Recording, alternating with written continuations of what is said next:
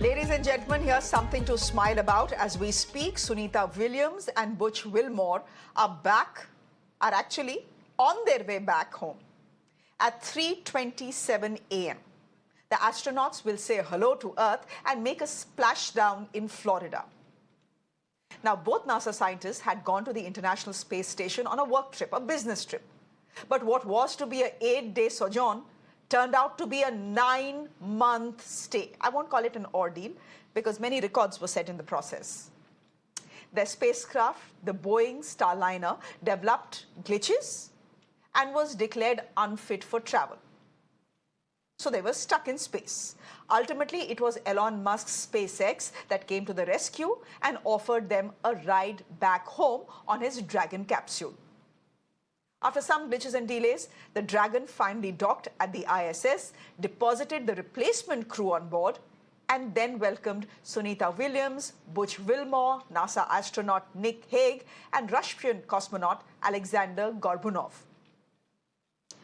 Through the 9 months stranded in space, the one thing Sunita and Butch have never let go of, ladies and gentlemen, is their positivity and their sense of humor. It was on display today as well when she thanked President Trump and Elon Musk for this ride back home.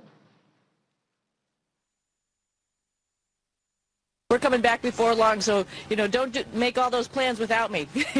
We'll be back before too long. I can tell you at the outset, all of us have the utmost respect for Mr. Musk and obviously respect and admiration for our President of the United States, Donald Trump. We appreciate them. We appreciate all that they do for us, for human spaceflight, for our nation. And we're thankful that they are in the positions they're in. Meanwhile, a letter of Prime Minister Narendra Modi dated March 1st has now surfaced where he has called Sunita Williams India's daughter, Bharat ki beti, and has expressed his excitement at the prospect of hosting her in India once she returns. Sunita, who's almost 60 years old, calls herself the only samosa-eating astronaut in the world. But she's also the only woman astronaut to have a spacewalk record of over 62 hours. That is a record. The entry into Earth's atmosphere is not going to be a walk in the park, though. What awaits Suni as she gets ready to say hello to Earth is going to be difficult. I'm putting that question to my guests this evening. Thank you very much to both of them for joining us on the broadcast. Manish Purohit, you're a former ISRO scientist. Thank you very much. Dr. B.K. Tyagi, you're an ex-scientist at Vigyan Prasar, Department of Science and Technology. Thank you very much. Dr. Tyagi, I'm coming to you first. We are all cheering for Sunita Williams and her compatriots to land back home safely. That happens at about 3:27 a.m.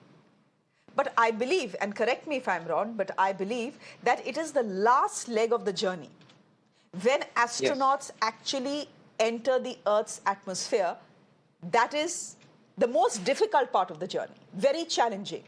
And all they see at one point from their window is a wall of fire. Could you help us understand why the last leg is so difficult? There are two things because it is entering into Earth atmosphere at the speed of around 28,000 kilometers per hour. And when it is entering, it will be getting a friction. And due to that friction, heavy pressure, the temperature will rise around 2000 degrees. And if there is a sound, the defect, design defect and all that, it can, it can prove be very disastrous, that kind of thing happened during Kalpana Chawla's case. But this has been tested well, I think, and the whole maneuver has to be done so miraculously, because once it has enter into the Earth atmosphere, then you have to reduce the speed. Then there is a parachute thing. Second, then again parachute thing, and then finally there will be soft landing on the sea. So this is a procedure which has been, standardized, tested also. So we see no danger in that. I think we hope everything will be fine. It will be as per the plan, because there is because here the human interference is not there when it is coming. it is because of the temperature thing. There will be a communication blackout. There will not be a communication for 13 to 14 minutes. So this is a difficult time, no doubt about it. But this is a part of the procedure, and we have to wait that it so smoothly it will enter, and Sunita William will be with us. Just few hours away. Okay. Okay, when you have 1.4 billion people praying for you, I'm sure nothing can go wrong. But Dr. Tyagi, a follow-up question, is that why the Dragon was chosen over the Soyuz, the Russian Soyuz? Because I believe the Soyuz capsule takes about 3.5 hours to make the journey from the ISS, from the space station to Earth. But Dragon is taking 17 hours. Yes. It's because the Soyuz is where this landing is on the hard surface in the desert, in desert area, but it is landing in the sea. So here the method is different, and here the 17 hours is for that, because it has to land at a particular place, and Earth is moving, and it is coming with a speed. So you have to align with that point where it has to land. So this much time will be taken. That is 14 hours, because it will be taking around 25 to 30 rounds of Earth, which one complete in 90 minutes, one round of that. So it is with that precision that you want to land at a particular point, and both the points should align before it enter into the Earth atmosphere, and then the final the steps will follow to that. So it is you can say Okay, so the methods are different. Two methods are different. So okay. and it is more safe Okay, but than the essentially, hard landing. Dragon is a safer ride than Soyuz. Yes, But in a basically, way. Dragon is a safer ride than Soyuz, in a way. Manish Purohit, I just want to bring you into the conversation as well. Uh, uh, what are these astronauts up against? They are up against gravity itself, right? But the fact is that challenge will remain even once they land safely. Because how do you spend 9 months in a zero gravity zone and then suddenly come back to Earth and deal with gravity? Correct me if I'm wrong, but it would probably mean how to learn walking once again. Yeah, Shreya, actually, the thing is, we are hardwired to understand the gravity. Gravity is hardwired in our system. We are born with the gravity, we live with the gravity, and we have a sense of gravity. When we say down, that's the force of gravity that is pulling us down. In this space, there is no up, no down, because there is no gravity. This is one thing. So when they will touch down, when they splash down into the off the coast of Florida, the very first thing will be the psychological and physiological effect of gravity, because you might have seen so many videos where astronauts, they simply leave the stuff in air and it floats. Now just think about that for 9 months, Sunita Williams Butch Wilmore, they are used to it, and then all of a sudden they have to accept the fact that right now there is gravity, and if you leave something, it's going to fall down.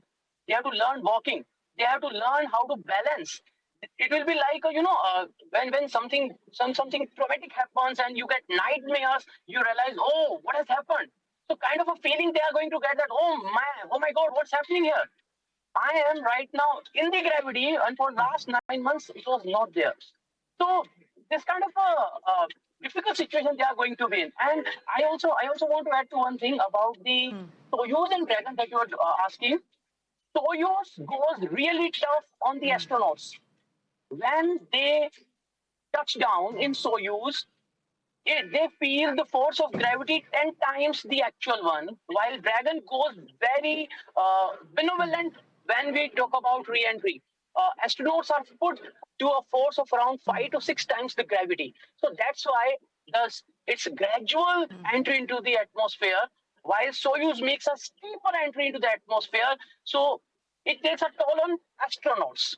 So that is the reason why we gradually touch down with those 17 hours, and while Soyuz will end up the whole stuff in 4, 5, 6 hours at max.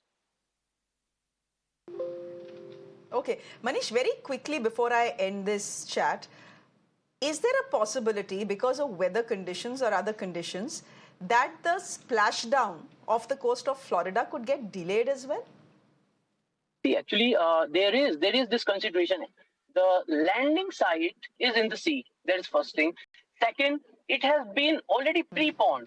Usually, the handover stuff that happens when a new crew enters into the International Space Station and they hand over all the tasks to that crew and the previous crew is relieved, it takes 2 to 3 days. But this has been done in a record 1 day time to hurry up the return process, because probably for the next week there is a forecast of some stormy situation in the coast of the Florida coast.